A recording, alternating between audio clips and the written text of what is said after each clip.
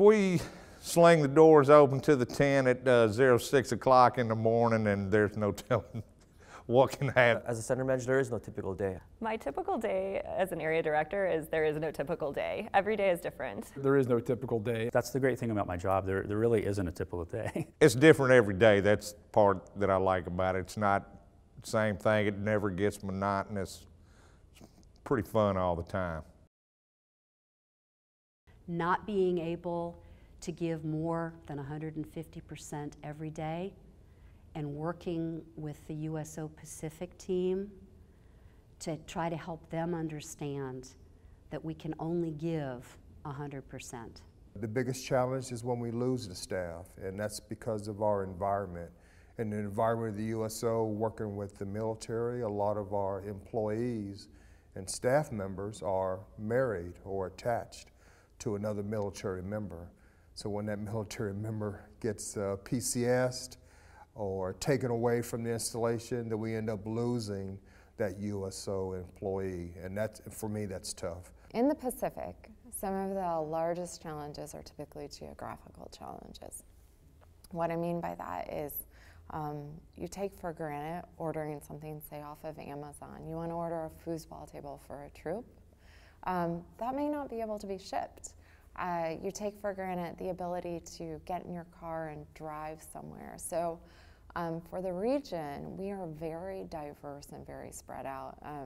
And so in order to get from one place to the next in our region, you're literally getting on an airplane and you're going over water.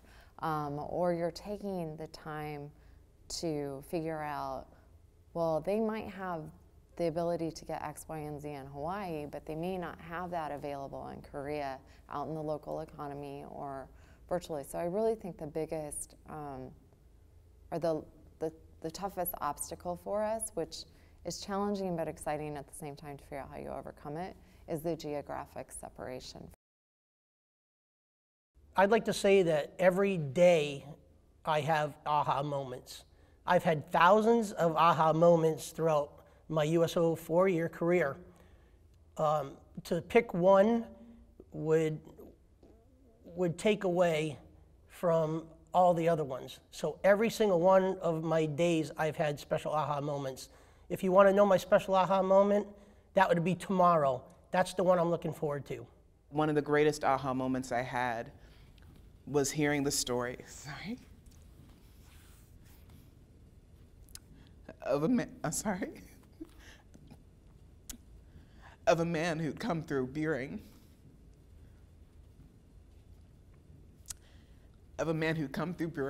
And did the United Through Reading program, and then headed straight off to Iraq. We didn't realize it then, and you never do. But the last communication he had with his family was that recording. And when the family had received it from him, that was the last that he'd ever said or spoken to them, was that story that he read to his child. So that's an aha moment for me, to know that what we do isn't just churning paper, isn't numbing work. Each moment is an opportunity to be kind to another person. So that's the joy of working here. One of my best aha moments was we have the opportunity to support an organization that encourages bicycle riding for the wounded, ill, and injured.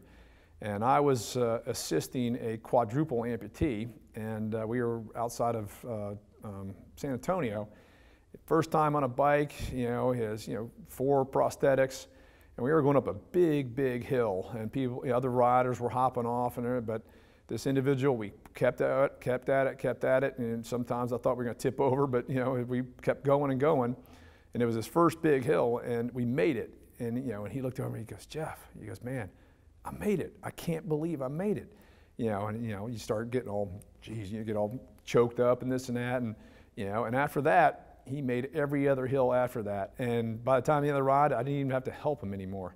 And this is a guy, with no hands and no feet. And so when he said, "I made it," I can't believe this, and just to see how happy and just the smile on his face, but it was from his heart.